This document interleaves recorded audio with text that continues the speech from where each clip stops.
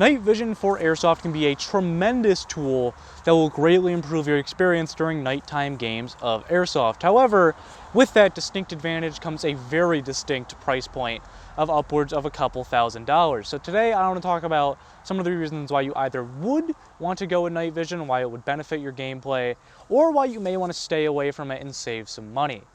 What's up, airsofters? My name is Lane and welcome to the BB Warrior. We're here to help you have a better time both on and off the airsofting field.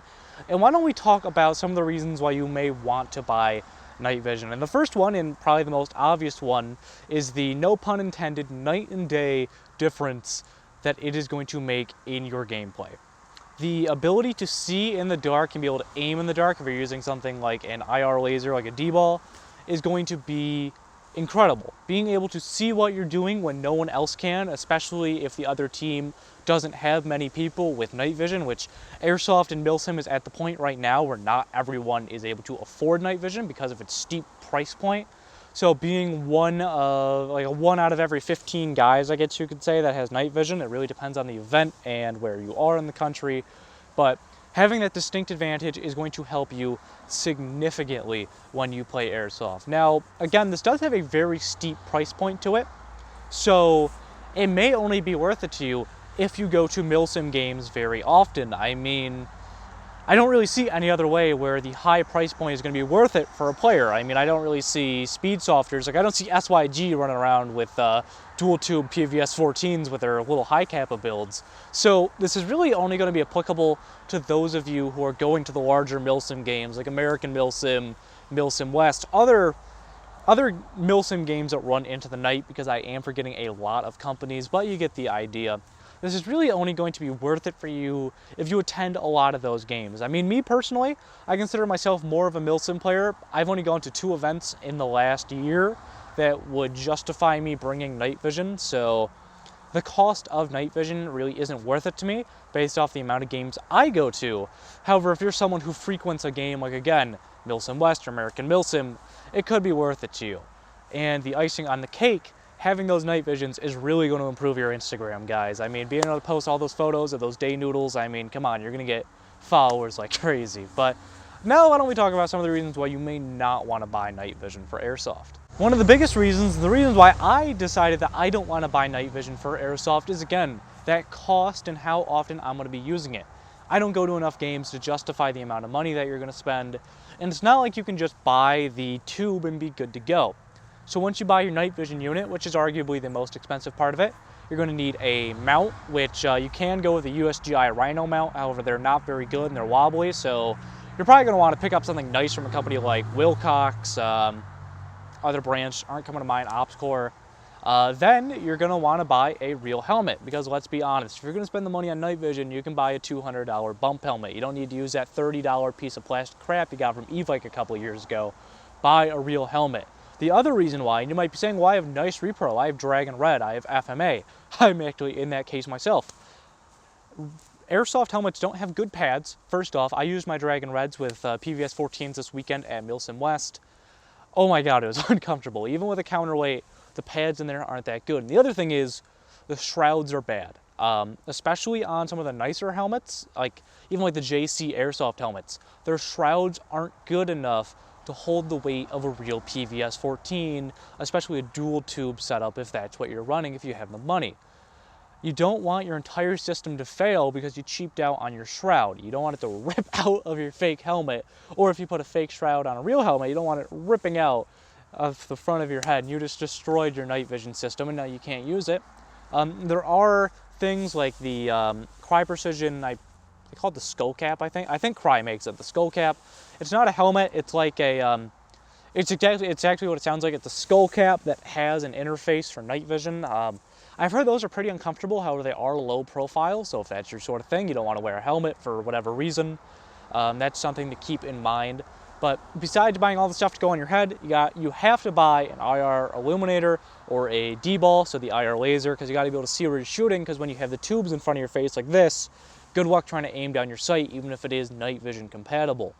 That's just something to keep in mind. A lot of people like to shoot lasers because it's easier to just follow the laser than try to line up your tube, with your T1 or your EOTech. Trying to do that, it's going to be really, really hard and really, really frustrating, especially when you just have to get that snapshot off. It's going to be so much easier to aim with your laser. Now, I have been talking pretty much about Gen 2 and Gen 3 units this entire video, and I know someone's going to say it, so I want to talk about it. Someone's going to say, but Lane, can't I just buy a Armor Spark Core or some other Gen 1 night vision and save a lot of money? I mean, yeah, you could, but there are some distinct advantages against Gen 1, despite the fact that it has a very attractive price point. You can get a Gen 1 unit for $500 to $800 as opposed to $2,000 to $3,000 if you're going with Gen 2 or Gen 3. So the main disadvantages of a Gen 1 unit, just to kind of go over it, they don't really illuminate very well. Gen 2 illuminates 25 times better than Gen 1, I believe.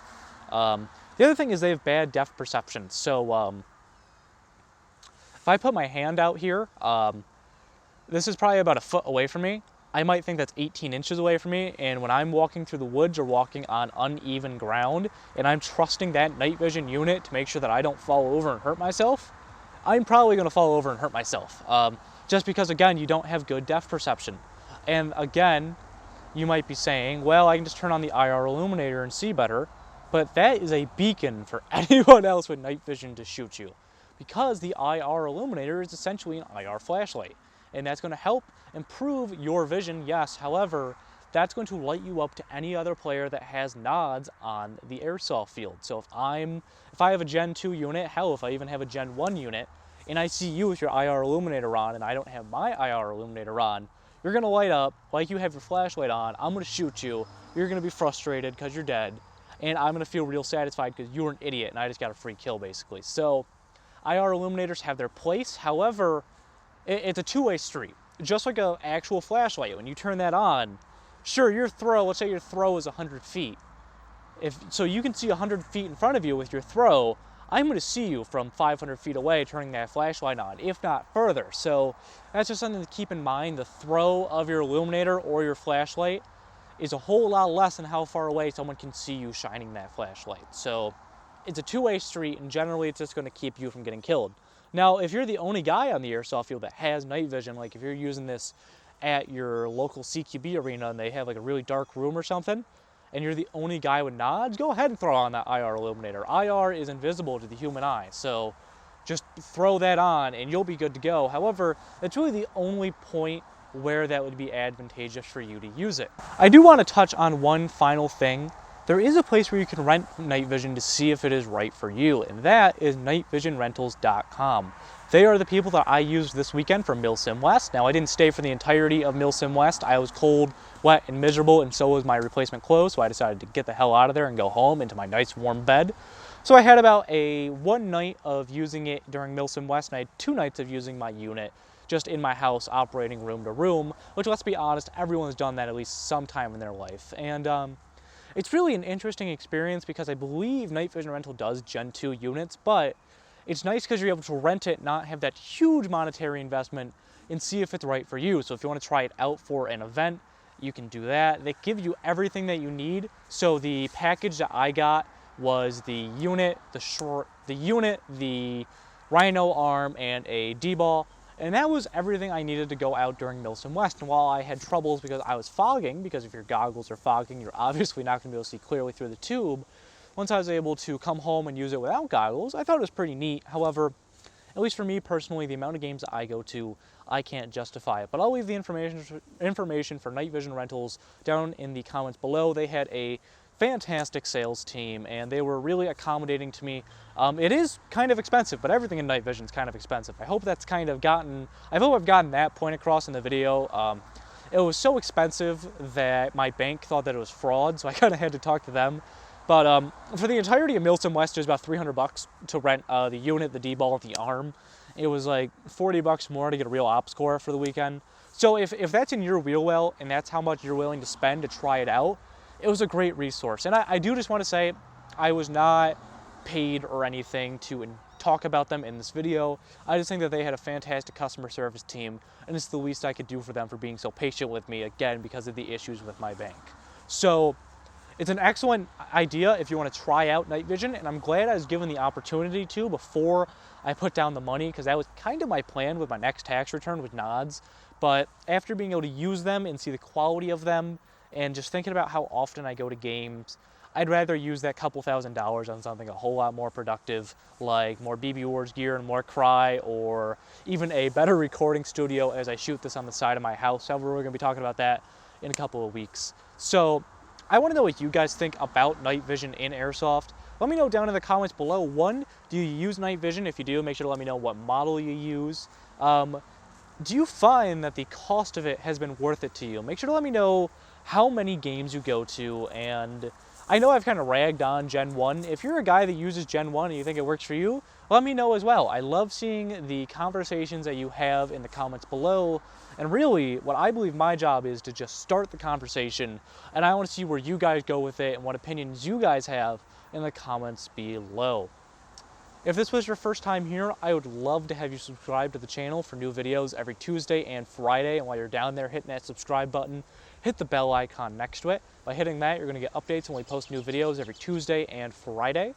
And if you haven't already, make sure to check us out on social media. Links will be down in the description below the subscribe button, as well as the contact information for nightvisionrentals.com. You'll be able to follow us on Facebook, Instagram, and Twitter. Again, you'll get notifications when we post new videos. You'll see content that doesn't make it here to YouTube, as well as some reviews. We are doing some of our smaller reviews that just didn't have enough content to make it into a video on Facebook. So make sure to check those all out, guys, all in the description below.